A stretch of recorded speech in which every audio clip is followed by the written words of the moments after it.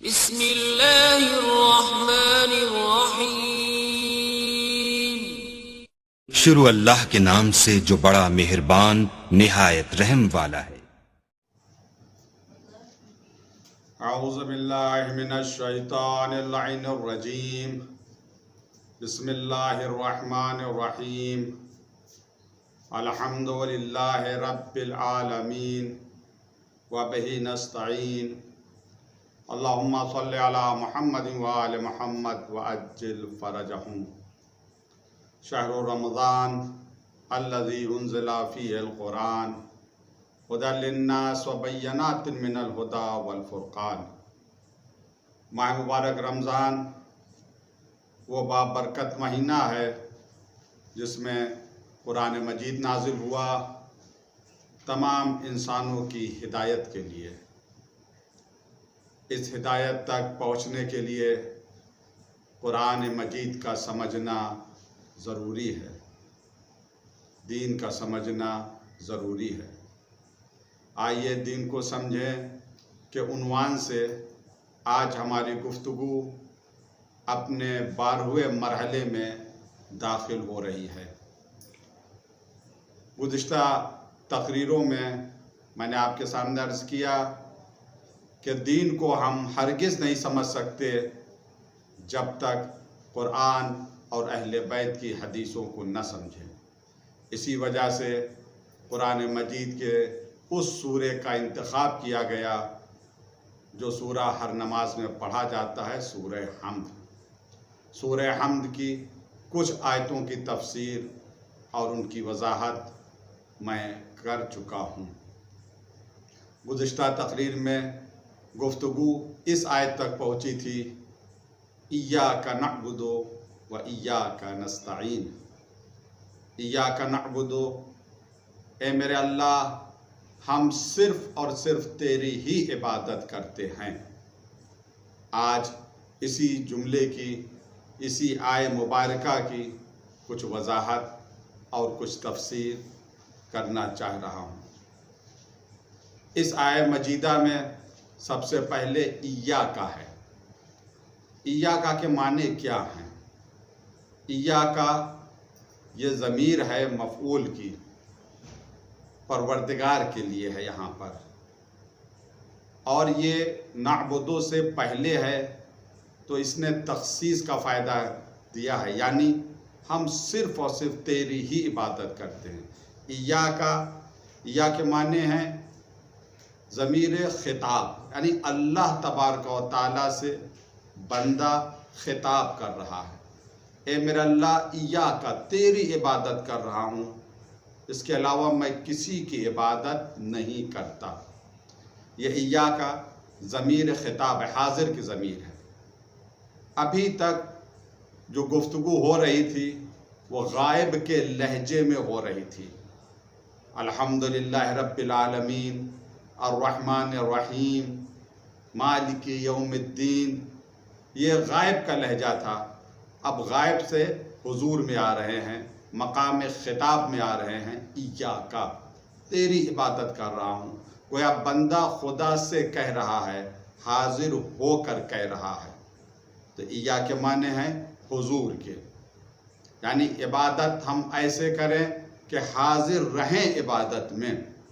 اسی وجہ سے علامہ طباطبائی تفسیر میزان جلد نمبر 1 صفحہ نمبر 26 میں فرماتے ہیں کہ فالعبادت انما تکون عبادتا حقیقیہ، عبادت اس وقت حقیقی عبادت ہوگی اذا کان علی خلوص من العبد، جب بندہ خلوص سے عبادت کرے۔ یہ خلوص کیا ہے؟ وہو الحضور، یہ حضور ہے، یعنی حاضر رہ کر اللہ کی عبادت کرے، اس کا روح اس کی، ذہن اس کا، فکر اس کی، سب حاضر رہیں۔ انسان یہ سمجھے کہ ہم اپنے رب کی، اپنے اللہ کی عبادت کر رہے ہیں۔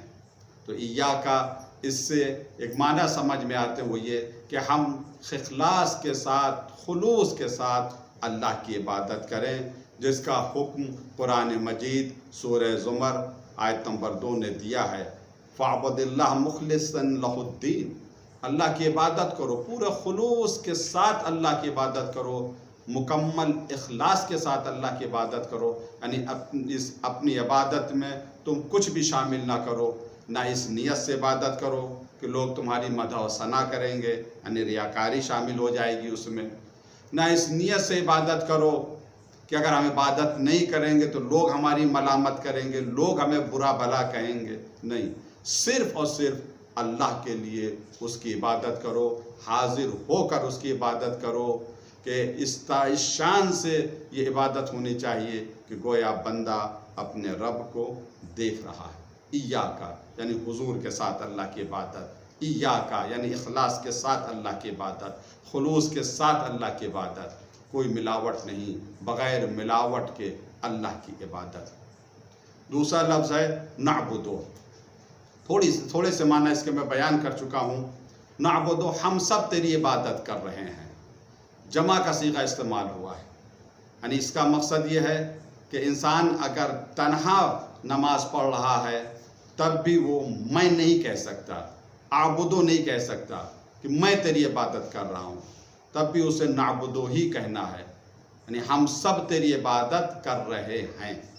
اور اس لفظ میں کہ نعبدو ہم سب تیری عبادت کر رہے ہیں، اس میں تواضع اور انکساری بھی ہے، اور ایک نقطے کی طرف اشارہ بھی ہے کہ ہم تنہا عبادت نہیں کرتے ہیں، یا تو لوگوں کے ساتھ عبادت کرتے ہیں، جماعت سے اللہ کی عبادت کرتے ہیں، اور اگر ہم تنہا بھی ہوتے ہیں تو ہم حقیقت میں تنہا نہیں ہوتے ہیں، بلکہ بہت سے لوگ ہمارے ہمراہ ہوتے ہیں، ان میں سے ہمارا ہاتھ بھی اللہ کی عبادت کرتا ہے، ہمارے پیر بھی اللہ کی عبادت کرتے ہیں، ہماری آنکھ بھی اللہ کی عبادت کرتی ہے، ہمارے جسم کا رویاں اللہ کی عبادت کرتا ہے۔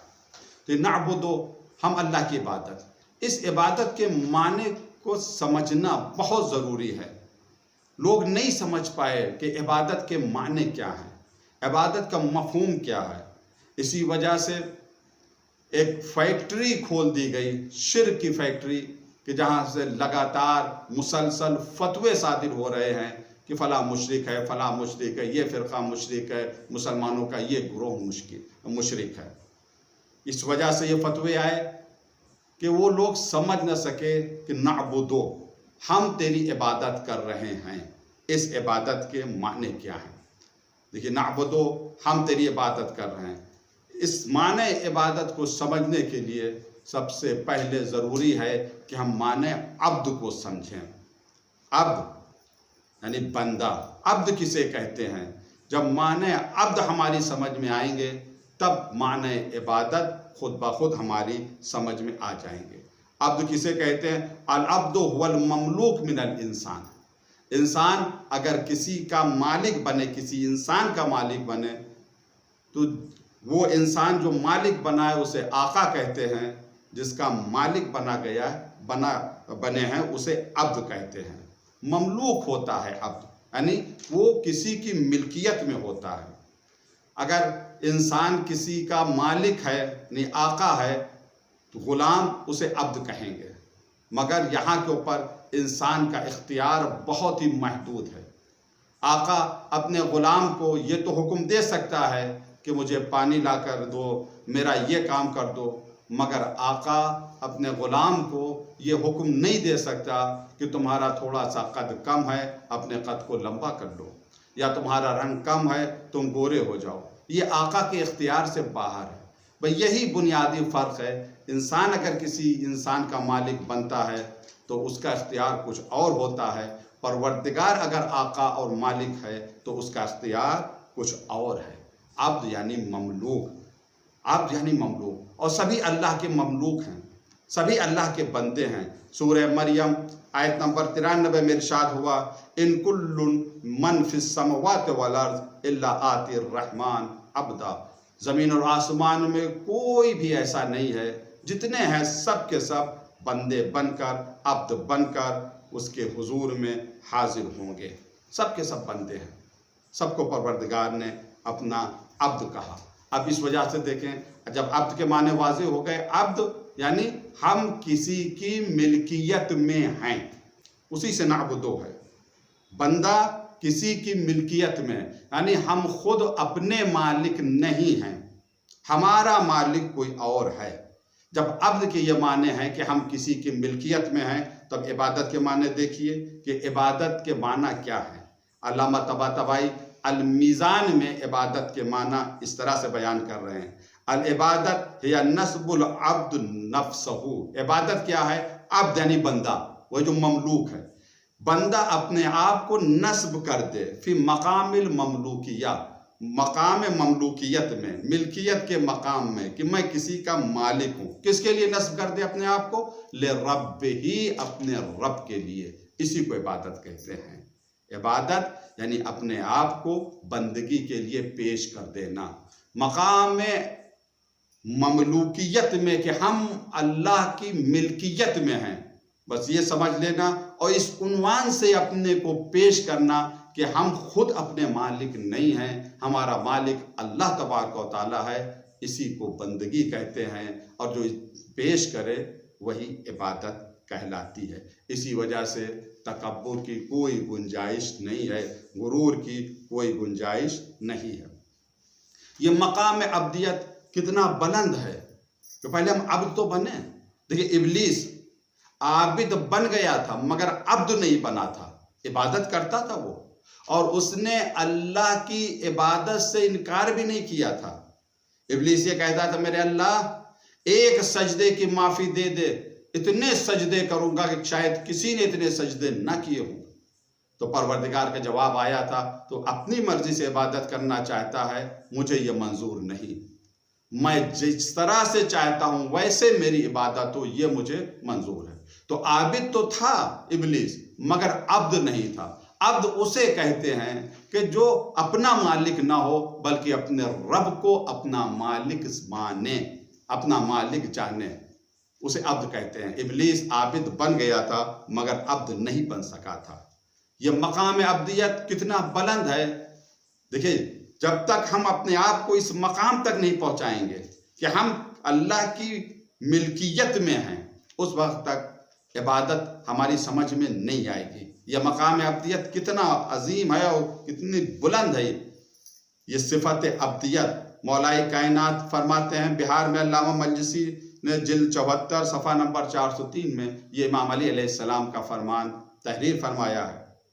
مولا فرماتے ہیں الہی مقام مناجات میں، بہت خوبصورت مناجات ہے مولا کائنات کی، 3 جملے بہت ہی خوبصورت ہے مقام مناجات میں مولا کائنات کی۔ پہلا جملہ الہی کفا بی عزن ان اکون لکا عبدن، اے میرے اللہ ہماری عزت کے لیے صرف اتنا ہی کافی ہے کہ میں تیرا بندہ ہوں۔ اب یہ دیکھیے کتنا عظیم جملہ ہے، بس اور کچھ نہیں چاہیے، عزت کے لیے صرف اتنا کافی ہے کہ میں تیرا بندہ ہوں، یعنی مقام عبدیت میں اپنے آپ کو پہنچا دیا۔ تو جب اپنے آپ کو مقام عبدیت میں پہنچا دیا، یعنی ہم کچھ نہیں ہیں، جو کچھ ہے ہمارا اللہ ہے، جو وہ چاہے گا وہ ہم کریں گے، جو کام وہ چاہے گا اس کام کو ہم انجام دیں گے، جس نام سے وہ پکارے گا ہم اس نام پر لبیک کہیں گے۔ یہی شان عبدیت ہے، اور مولا کائنات نے اپنے عمل سے ثابت کر دیا کہ سب سے بڑے بندے اللہ کے وہی تھے، کچھ اپنی مرضی کے مالک نہیں، جو کچھ اللہ کا حکم اسی پر سر جھکایا، جو کام قدرت نے مولا کائنات کے سپرد کیا، مولا کائنات نے اس کام کو اس طرح سے انجام دیا کہ شاید تاریخ میں اگر آپ دیکھ لیں تو اس کی نظیر، اس کی مثیل، اس کی مثال نہیں ملے گی جیسے کام مولا کائنات نے کیے ہیں۔ پروردگار مالک ہے، اگر اس مالک نے اپنے بندے علی بن ابی طالب سے یہ چاہا کہ شجاعت کا مظاہرہ ہو تو اس طرح سے شجاعت کا مظاہرہ کیا کہ فرشتوں نے کہا لا سیف الا ذوالفقار لا فتح الا علی۔ جب کہا سخاوت کا مظاہرہ ہو تو اس شان سے سخاوت کا مظاہرہ کیا کہ آیت نازل ہوئی انما ولیکم اللہ ورسولہ والذین آمنوا الذین یقیمون الصلاۃ ویؤتون الزکاۃ وہم راکعون۔ حالت رکوع میں زکوٰۃ دی۔ جو جو کام قدرت علی کے ذمے لگاتی گئی، علی اس کام کو اس طرح سے کرتے رہے کہ صفوف انبیاء میں بھی وہ ہمیں نظیر اور مثال نہیں ملتی۔ اگر مالک نے کہا صبر کا مظاہرہ ہو تو اس طرح سے مولا کائنات نے صبر کا مظاہرہ کیا کہ ہمیں ملتا ہے صفوف انبیاء میں ایسا صبر نہیں نظر آتا جیسا صبر امام علی کا تھا۔ تو مقام ابدیت میں اپنے آپ کو پہلے پہنچائیں، تب سمجھ میں آئے گا کہ مفہوم عبادت کیا ہے۔ عبادت یعنی اللہ کا کہنا ماننا، عبادت یعنی اللہ تبارک و تعالیٰ کی اطاعت۔ نماز، روزہ، حج، زکوٰۃ عبادت کا ایک حصہ ہے، نہ کہ یہ مکمل عبادت ہے، نہ کہ یہ پوری عبادت ہے، کیونکہ یہ قرآن مجید کی آیت ہے وَمَا خَلَقْتُ الْجِنَّ وَالْإِنسَ إِلَّا لِيَعْبُدُونَ، ہم نے جنات اور انسان کو صرف اور صرف اپنی عبادت کے لیے پیدا کیا۔ وہ عبادت کیا؟ یعنی اللہ کی اطاعت، اللہ کی معرفت، اس سب کے لیے۔ معرفت نہیں حاصل ہو سکتی جب تک ہم اللہ کی اطاعت نہ کریں۔ تو ایاک نعبد، اے میرے اللہ ہم تیری عبادت کرتے ہیں، یعنی اے میرے اللہ ہم صرف تیری اطاعت کرتے ہیں، تیرے علاوہ کسی کی اطاعت نہیں کرتے، کسی کی نافرمانی نہیں کرتے۔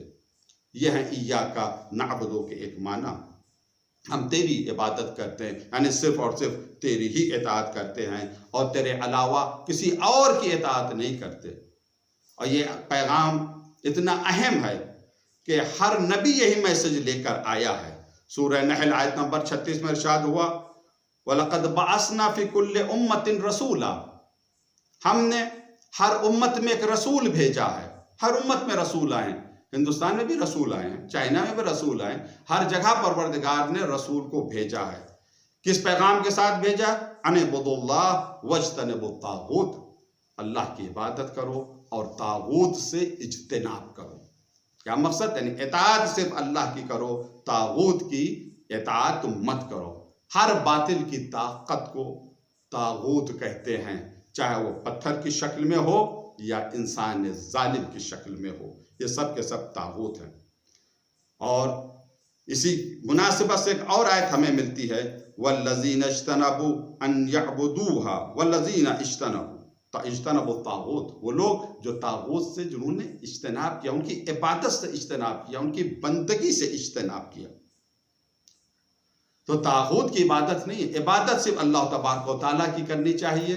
اسی وجہ سے تخصیص یہاں کو پر آئی ہے ایاک نعبد، میرے اللہ ہم صرف اور صرف تیری عبادت کرتے ہیں، تیرے علاوہ کسی کی عبادت نہیں کرتے، یعنی اطاعت صرف اور صرف تیری ہے، طاغوت کی اطاعت ہم نہیں کرتے۔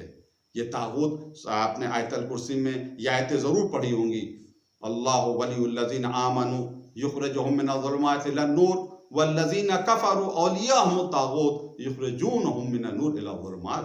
اللہ صاحبان ایمان کا ولی ہے، وہ اندھیروں سے نکالتا ہے نور کی طرف، اور جن لوگوں نے کفر اختیار کیا ان کا ولی کون ہے؟ ان کا سرپرست طاغوت ہیں۔ یہ کیا کرتے ہیں؟ یہ نور سے نکالتے ہیں اندھیرے کی طرف۔ پھر اس سے پہلے والی آیت ہے فَمَنْ يَكْفُرْ بِالطَّاغُوتِ وَيُؤْمِنْ بِاللَّهِ فَقَدِ اسْتَمْسَكَ بِالْعُرْوَةِ الْوُثْقَىٰ لَا انْفِصَامَ لَهَا، اور جس نے جو اللہ پر ایمان لایا اور طاغوت کا انکار کیا، فَمَنْ يَكْفُرْ بِالطَّاغُوتِ، جس نے طاغوت کا انکار کیا، وَيُؤْمِنْ بِاللَّهِ، اور اللہ پر ایمان لایا، گویا اس نے ایک مضبوط رسی کو پکڑ لیا، ایسی رسی جو کبھی نہیں ٹوٹے گی۔ تو اب ان آیتوں کو ایاک نعبد سے ملائیں تو نتیجہ یہ نکلے گا کہ ہم صرف اللہ کی عبادت کرتے ہیں، اسی کا کہنا مانتے ہیں، اسی کی اطاعت کرتے ہیں، اس کے علاوہ کسی اور کی ہم اطاعت نہیں کرتے، کسی بھی طاغوت کی اطاعت ہم نہیں کرتے۔ شریک نہ کریں اللہ کی اطاعت میں، کسی کو شریک نہ کریں، یہی شرک ہے جس کو بہت سے لوگ نہیں سمجھ پائے کہ شرک کیا ہے۔ بہت سے لوگ نہیں سمجھ پائے، اسی بنیاد کے اوپر وہ فتویٰ دیتے فلاں مشرک ہو گیا، فلاں مشرک ہو گیا۔ میں انشاءاللہ واضح کروں گا کہ حقیقت شرک کیا ہے اور کس بنیاد کے اوپر، کس غلط بنیاد کے اوپر آج کچھ مسلمان بہت سے مسلمانوں کو مشرک کہتے ہیں، انہیں دائرہ اسلام سے نکال دیتے ہیں۔ انہیں ضروری ہے ان کے لیے کہ وہ قرآن مجید کا مطالعہ کریں، قرآن مجید کو سمجھیں، غور و فکر کریں۔ ایاک نعبد، اس آیت میں غور و فکر کریں، ہم تیری عبادت کرتے ہیں، یعنی ہم مطیع و فرما بردار صرف اور صرف اللہ کے ہیں اور اس کے علاوہ کسی اور کے نہیں ہیں۔ دیکھیے یہ آیت بہت ہی اہم آیت ہے قرآن مجید میں، سورہ زمر کی آیت نمبر 65، لَئِنْ أَشْرَكْتَ لَيَحْبَطَنَّ عَمَلُكَ، اے میرے حبیب اگر آپ نے شرک کیا نعوذ باللہ من ذالک تو آپ کا عمل باطل ہو جائے گا وَلَا تَكُونَنَّ مِنَ الْخَاسِرِينَ اور آپ نقصان اٹھانے والوں میں سے ہو جائیں گے۔ صاف صاف قرآن نے کہا، پیغمبر سے مخاطب ہو کر کہا کہ اگر آپ نے شرک کیا تو آپ کا عمل بھی باطل ہو جائے گا، آپ نقصان اٹھانے والوں میں سے ہو جائیں گے۔ کیا ایک لمحے کے لیے ہم تصور کر سکتے ہیں معاذ اللہ نعوذ باللہ من ذالک کہ پیغمبر اسلام سے شرک ہو سکتا؟ یہ کون نبی ہے؟ یہ وہ نبی ہے جس کے لیے قرآن نے کہا سورہ نجم نے وَمَا يَنْتِقُ عَنِ الْهَوَىٰ إِنْ هُوَ إِلَّا وَحْيٌ يُوحَىٰ، یہ اپنی مرضی سے بات ہی نہیں کرتا، جو ہے اللہ کی وحی ہے، بغیر اللہ کی وحی کی گفتگو نہیں کرتے۔ تو شرک کا تو امکان ہی نہیں ہے، مگر قرآن کی آیت ہے یہ سورہ زمر کی آیت نمبر 65، لَإِنْ أَشْرَكْتَ اگر آپ نے شرک کیا لَيَحْبَطَنَّ عَمَلَكَ تو آپ کا عمل جو ہے باطل ہو جائے گا، ڈیلیٹ ہو جائے گا، اور وَلَا تَكُونَنَّ مِنَ الْخَاسِرِينَ اور آپ نقصان اٹھانے والوں میں سے ہو جائیں گے، فائدہ آپ کو نہیں ملے گا۔ کیا امکان ہے؟ بالکل امکان نہیں ہے۔ تو اس آیت کے معنی کیا ہے؟ ایک معنی تو یہ بیان کیے گئے کہ قرآن مجید جو نازل ہوا ہے اس کی شان یا اس کا انداز یہ ہے کہ مخاطب قرآن کسی اور سے ہے اور سنایا کسی اور کو جا رہا ہے۔ مخاطب یہاں پیغمبر ہیں، مگر مراد پیغمبر نہیں ہے، پیغام امت کو دیا جا رہا ہے، میسج امت کو سنایا جا رہا ہے۔ پیغمبر کے ذریعے سے امت کو یہ پیغام دیا گیا کہ اگر تم میں سے کسی نے جتنا بڑا کیوں نہ ہو لئن اشرکت اگر شرک کیا تم میں سے کسی نے، عمل تمہارا ڈیلیٹ ہو جائے گا، تم نقصان کرنے والوں میں سے ہو جاؤ۔ ایک تو یہ تفسیر بیان کی گئی۔ دوسری تفسیر کس نے بیان کی؟ امام محمد باقر علیہ السلام نے تفسیر صافی میں یہ حدیث ہے جلد نمبر 4 صفحہ نمبر 328 میں۔ اس میں تھوڑا سا غور کریں تب سمجھ میں آئے گا ایاک نعبد کے معنی کیا ہے اور شرک کیا ہے جس شرک سے بندے کو بچنا چاہیے۔ ایاک نعبد ہم سب تیری عبادت کرتے ہیں، صرف تیری عبادت کرتے ہیں، یعنی صرف اور صرف تیری اطاعت کرتے ہیں، تیرے علاوہ کسی اور کی اطاعت ہم نہیں کرتے۔ لئن اشرکتا اگر آپ نے شرک کیا میرے رسول تو آپ کا عمل ڈیلیٹ ہو جائے گا۔ اب اس کی تفسیر سنیے امام محمد باقر علیہ السلام کے زبان مبارک سے۔ امام فرماتے ہیں سئل عن هذه الآیہ، اس آیت کے بارے میں امام سے سوال کیا گیا، فقال تو امام نے فرمایا اس کی تفسیر یہ ہے لئن امرت بولایت احد ما ولایت علی علیہ السلام من بعدک لا یحبطن عملک۔ اے میرے رسول اگر آپ نے حکم دیا علی کی ولایت کے ساتھ کسی اور کی ولایت کا اپنے بعد کہ علی کے ساتھ ساتھ یہ بھی ولی ہوں گے، یہ بھی ولی ہوں گے، یہ بھی ولی ہوں گے، تو آپ کا عمل ڈیلیٹ ہو جائے گا، آپ کا عمل باطل ہو جائے گا۔ یہ کون کہہ رہا ہے؟ یہ امام محمد باقر علیہ السلام کہہ رہے ہیں۔ اب یہاں پر دیکھیں یہ کیا مقصد ہے، یعنی اطاعت نعبد کا ایاک نعبد، میرے اللہ ہم تیری عبادت کرتے ہیں، یعنی صرف تیری اطاعت کرتے ہیں۔ جب ہم اللہ کی اطاعت کرتے ہیں تو اب صرف اور صرف اللہ کی اطاعت ہے، اس کے علاوہ کسی کی اطاعت نہیں ہے۔ تو جو اللہ نے کہہ دیا اسی کے اوپر عمل کرنا، اور اسی عمل کا نام عبادت ہے۔ اگر کسی نے اللہ کے علاوہ کسی اور کی اطاعت کو قبول کر لیا حقیقت میں وہ مشرک ہوگا، تو خود امام باقر علیہ السلام نے فرمایا کہ علی کی ولایت کے ساتھ اگر کسی اور کی ولایت کو شامل کر لیا تو آپ کا عمل ڈیلیٹ ہو جائے گا۔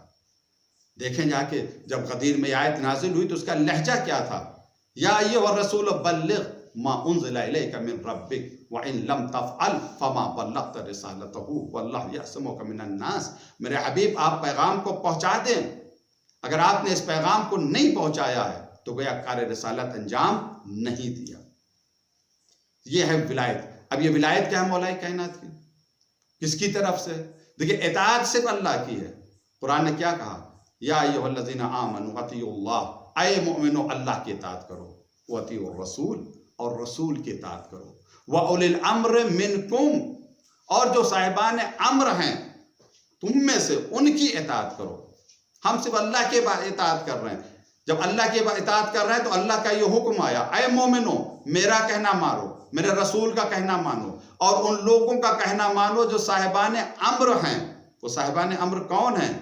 جن کو اللہ نے اپنا ولی بنایا ہے، جن کو پیغمبر نے اپنا جانشین بنایا ہے، ان کی اطاعت۔ اب اگر کوئی رسول کی اطاعت کرے گویا اس نے اللہ کی اطاعت کی، اب اگر کوئی امام علی علیہ السلام ائمہ معصومین کی اطاعت کرے تو گویا اس نے اللہ تبارک و تعالیٰ کی عبادت کی ہے، اللہ تبارک و تعالیٰ کی اطاعت کی ہے۔ یہ معنی ہیں ایاک نعبد، ہم تیری ہی عبادت کرتے ہیں، تیرے علاوہ کسی اور کی عبادت نہیں کرتے، یعنی صرف اور صرف تیری اطاعت کرتے ہیں، طاغوت کی اطاعت ہم نہیں کرتے۔ انکار کرنا ہے طاغوت کی اطاعت کا، انکار کرنا ہے۔ طاغوت ہر باطل کی طاقت جس شکل و صورت میں ہو اسے طاغوت کہتے ہیں، چاہے پتھروں کی شکل و صورت میں ہو یا لکڑیوں کی شکل و صورت میں ہو یا ظالم انسانوں کی شکل و صورت میں ہو، سبھی طاغوت ہیں۔ ان سب کی اطاعت کا انکار کرنا ہے، صرف اللہ تبارک و تعالیٰ کی اطاعت کو ماننا ہے، مطیع و فرما بردار صرف اللہ کا بننا ہے۔ ایاک نعبد، ہم تیری ہی عبادت کرتے ہیں۔ انشاءاللہ اگر زندگی رہی تو اگلے جلسے میں اگلی تقریر میں میں یہ واضح کروں گا یہ حقیقت شرک کیا ہے، جس کی بنیاد پر بہت سے لوگوں کو دین اسلام سے نکالا جا رہا ہے، خارج مشرک۔ افسوس کہ عبادت کو نہیں سمجھ پائے مسلمان کہ عبادت کسے کہتے ہیں۔ انشاءاللہ مفہوم عبادت علماء کے وہ علماء جنہوں نے اپنا علم در اہل بیت سے لیا ہے، انہوں نے عبادت کے معنی کیا بیان کیے ہیں، کل میں یہ عرض کروں گا۔ شرک کی حقیقت کیا ہے اور کون حقیقت میں مشرک ہے، اسے بھی بیان کیا جائے گا۔ ایاک نعبد، اے میرے اللہ ہم صرف تیری عبادت کرتے ہیں، یعنی صرف تیری اطاعت کرتے ہیں اور اس کے علاوہ کسی کی اطاعت نہیں کرتے۔ تو جب اس بات کو بندے نے مان لیا کہ ہم صرف اور صرف اللہ کی اطاعت کرتے ہیں، اس کے علاوہ کسی کی اطاعت نہیں کرتے، تو جو اللہ نے کہا اس کے اوپر عمل کرنا ہے۔ اللہ نے کہا میری اطاعت کرو، اللہ کی اطاعت کرے۔ اللہ نے کہا میرے رسول کی اطاعت کرو، اللہ کے رسول کی اطاعت کرے۔ اللہ نے کہا صاحبان امر کی اطاعت کرو، تو صاحبان امر کی اطاعت کرنا بھی عبادت ہے، یہ شرک نہیں۔ اب جو اطاعت نہ کرے وہ مشرک ہو جائے گا۔ دیکھیے عبادت اطاعت کا نام ہے۔ پروردگار نے حکم دیا فرشتوں کو آدم کو سجدہ کرو، کس نے اطاعت کی اور کس نے اطاعت نہیں کی؟ سجدہ جناب آدم کو۔ ابلیس نے کہا میں سجدہ نہیں کروں گا، میں صرف تیری عبادت کرتا ہوں۔ وہ نہیں سمجھ پایا کہ عبادت کیا ہے۔ میں نے عرض کیا تھا کہ وہ عابد تو بن گیا مگر عبد نہ بن پایا۔ پہلے اپنے آپ کو مقام عبدیت تک پہنچائے۔ فرشتے سمجھ گئے مفہوم عبادت کیا ہے، فوراً جناب آدم کا سجدہ کر لیا۔ یہ نہیں کہا پروردگار آدم کو سجدہ کروں گا تو شرک ہو جائے گا، نہیں۔ حقیقت عبادت یہ ہے کہ اللہ کا کہنا مانا جائے، اللہ کے حکم کے سامنے سر کو جھکایا جائے، یہی حقیقی عبادت ہے۔ اسی اللہ تبارک و تعالیٰ کا حکم ہے کہ اس کے اولیاء کا تذکرہ کرو۔ اللہ خوش ہوتا ہے اگر اس کے ولی کا تذکرہ ہوتا ہے، اگر اس کے چاہنے والوں کا تذکرہ ہوتا ہے۔ اللہ کیسے خوش ہوتا ہے؟ جب رسول خوش ہوتے ہیں، جب امام خوش ہوتے ہیں، ویسے ہی ان کی خوشی سے اللہ تبارک و تعالیٰ خوش ہوتا ہے۔ زمین پہ امام کا ہونا ضروری ہے، حجت خدا کا ہونا ضروری ہے۔ اگر حجت خدا نہ ہو زمین پر، کوئی امام نہ ہو زمین پر، تو زمین ختم ہو جائے، برباد ہو جائے، مٹ جائے۔ وہ حجت خدا اگر وہ خوش ہو گیا تو اللہ خوش ہو جائے۔ اس کی اطاعت اللہ تبارک و تعالیٰ کی اطاعت ہے۔ حجت خدا کو کیسے خوش کیا جائے؟ میں مسلسل ان تقاریر میں مسلسل زیارت ناہیہ کا ایک سلام پڑھ رہا ہوں۔ زیارت ناہیہ وہ زیارت ہے جو امام زمانہ کی طرف سے آئی ہے، کربلا والوں کی زیارت۔ آج کس پر سلام کیا امام نے؟ اس پر کہ جس کا مرتبہ امام زمانہ کی نگاہوں میں بہت ہی زیادہ بلند ہے۔ وہ کون؟ وہ کوئی اور نہیں، قمر بن ہاشم حضرت ابو الفضل عباس علیہ السلام۔ ہم نے بزرگ علماء سے سنا، علماء نے تحریر کیا کہ جہاں کے اوپر حضرت عباس علیہ السلام کے مصائب پڑھے جاتے ہیں، امام زمانہ کا حضور وہاں پر ہو جاتا ہے، خود امام آ جاتا ہے، اتنا احترام حضرت عباس کا۔ آغا مرشی نے ایک واقعہ نقل کیا، ان کی طرف منسوب کیا جاتا ہے یہ واقعہ کہ ایک شخص نجف سے آئے قوم جمکران کا ایک حاجت کے لیے مسلسل جاتے رہے، دعا مانگتے رہے، مگر ان کی دعا قبول نہیں ہوئی۔ تو ایک دن بہت رویا، مولا سے شکوہ کیا، مولا اتنی دور سے آیا ہوں، آپ کی مسجد میں آیا ہوں، حاجت طلب کر رہا ہوں، مگر میری حاجت پوری نہیں ہو رہی، دعا قبول نہیں ہو رہی ہے۔ مولا آپ کے رہتے ہوئے میں کسے اپنا وسیلہ بناؤں؟ آپ کے رہتے ہوئے تو میں قمر بنی ہاشم کو بھی اپنا وسیلہ قرار نہیں دے سکتا۔ یہ تک انہوں نے کہہ دیا۔ خواب میں امام زمانہ کو دیکھتے ہیں، ان کے نور کی زیارت ہوتی ہے اور کہتی ہے کس نے تم سے کہا کہ قمر بنی ہاشم کو وسیلہ نہ بناؤ؟ بناؤ قمر بنی ہاشم کو وسیلہ، میں تمہیں طریقہ بتاتا ہوں، میں تمہیں راستہ بتاتا ہوں، تم اس طریقے سے انہیں پکارو، تمہاری مدد ہوگی، تمہاری دعا قبول ہوگی۔ امام زمانہ فرماتے ہیں ایسے قمر بنی ہاشم کو پکارو، یا ابا الغوث ادرکنی، اے ابا غوث ہماری مدد کیجیے۔ زمانے کے امام زیارت ناحیہ میں کس طریقے سے حضرت عباس کے اوپر سلام کر رہے ہیں، کس طریقے سے السلام علی العباس بن امیر المؤمنین، ہمارا سلام ہو عباس پر جو فرزند امیر المؤمنین ہے، المواسی اخاہ بالنفس، جنہوں نے اپنی جان اپنے آقا کے اوپر قربان کر دی، الآخذ لغدہ، اور جنہوں نے اپنے گزشتہ کل سے آنے والے کل کو بنا لیا، الفادی لہو، قربان کر دیا، اپنی جان کو اپنے آقا کو پر قربان کر دیا، الواقعی ان کی حفاظت کرتے رہے، السائی الیہ بماء، ہمارا سلام ہو اس کے اوپر جو پانی لینے کی کوشش کر رہا تھا، پانی لانے کی کوشش کر رہا تھا کہ اپنے آقا تک پانی کو پہنچا دے، المقطوع یدا ہو، اس پر سلام جس کے ہاتھ قطع کر دیے گئے تھے، جن کے ہاتھوں کو کاٹ دیا گیا تھا۔ اللہ اللہ، کتنی بڑی مظلومیت ہے قمر بنی ہاشم حضرت عباس کی۔ صاحب عنوان الکلام ملا محمد باقر صاحب، آپ کتاب محیج الاحزان کے حوالے سے نقل کرتے ہیں کہ حضرت عباس کی آنکھوں میں ایک تیر آ کر لگ گیا۔ عزاداروں، اگر کسی بھی انسان کی آنکھ میں تیر لگتا ہے تو وہ سب سے پہلے ہاتھ سے کوئی تنکا بھی لگ جائے تو سب سے پہلے ہاتھ سے اس تنکے کو نکالنے کی کوشش کرتا ہے۔ قمر بنی ہاشم کی آنکھوں میں تیر لگا، ہاتھ قلم ہو چکے تھے، کیسے تیر کو نکالے؟ روایت کا جملہ فَجَعَلَ يَجَلُ يُحَرِّكُ وَجْهُ يَمِينًا وَشِمَالًا، اپنے چہرے کو کبھی دائنے گھماتے تھے کبھی بائیں گھماتے تھے کہ کیسے تیر نکل جائے۔ اسی اثنا میں کسی نے گرز مارا، قمر بنی ہاشم زمین پر آئے، منہ کے بل زمین پر آئے۔ یہ اتنی بڑی مصیبت کہ حسین کی دکھیاری ماں آج بھی اس بڑی مصیبت کو یاد کر کے بلک بلک کر روتی ہے، آئے میرا بیٹا عباس منہ کے بل زمین کربلا پر آیا۔ اجرکم اللہ، کتنی محبت جناب سیدہ حضرت عباس سے کرتی ہیں۔ بزرگ علماء سے میں نے سنا کہ جنت البقیع میں جناب ام البنین آ جاتی ہیں واقع کربلا کے بعد۔ آپ کے 4 فرزند کربلا میں شہید ہوئے ہیں، 4 قبریں بناتی تھی، نشان قبر بناتی تھی، مٹا دیتی تھی، اور یہ کہتی تھی عباس میں تم پر روؤں، میرے بچوں میں تم پر گریا کروں، نہیں میں تمہاری صف ازاں نہیں بچھاؤں گی، میں تو حسین پر گریا کروں گی جس کی رونے والی ماں زندہ نہیں ہے۔ حسب معمول ایک دن ام البنین جنت البقیع میں قبریں بنا رہی تھی، مٹا رہی تھی، حسین پر رو رہی تھی۔ ناگہاں آپ کے کانوں میں آواز آئی، یا بنی عباس، ہائے میرا بیٹا عباس، ہائے میرا بیٹا عباس۔ چونک جاتی ہیں، کیا دیکھا؟ کونے میں ایک سیاہ پوش معظمہ بیٹھی ہوئی رو رہی ہیں۔ دوڑ کر ان کے پاس پہنچی، اے بی بی تم کون ہو جو میرے بیٹے عباس کا ماتم کر رہی ہو؟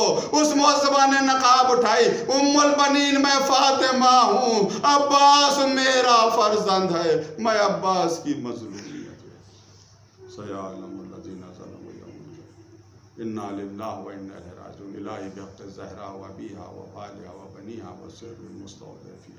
پروردگار ہم سب کی عبادت و قبول فرما، اہل بیت کے چاہنے والے دنیا میں جہاں ہیں سب کی جان و مال عزت و آبرو حفاظت فرما، مقامات مقدسہ کی حفاظت فرما، परवरदिगार कोरोना वायरस के शर से हम सब की हिफाजत फरमा। लॉकडाउन की वजह से जो लोग परेशान हैं, ख़ासकर जो मज़दूर अपने वतन जान, परवरदिगार इन सब की मदद फरमा। जो लोग इनकी मदद कर रहे हैं उनकी तौफ़ीक़ात में इजाफ़ा फरमा। लॉकडाउन की वजह से जो लोग परदेश में हैं, परवरदिगार सही व सालिम अपने घर वालों तक पहुँच जाएँ। तो मेरे अल्लाह, बहुत से बीमारों ने दुआओं के लिए कहा है, परवरदिगार सबकी दुआओं को कबूल फरमा, सबको शफाए कामिल और आजिल अता फरमा। हमारे रिश्तेदारों को माह मुबारक गुज़र रहा है मेरे अल्लाह, हमारे तमाम रिश्तेदारों को, अइज़ा और अक़रबा को, ख़ासकर वालिदैन मरहूम को परवरदिगार इन सब की मग़फ़िरत फरमा, इनके दर्जात को बुलंद फरमा, ज़ोहर इमाम ज़ोहर में ताजील फरमा। हमें इतनी तौफ़ीक़ दे अपने इमाम को पहचान सकें, उनकी इताअत कर सकें। अल्लाहुम्मा तक़ब्बल मिन्ना इन्नका अंतस समीउल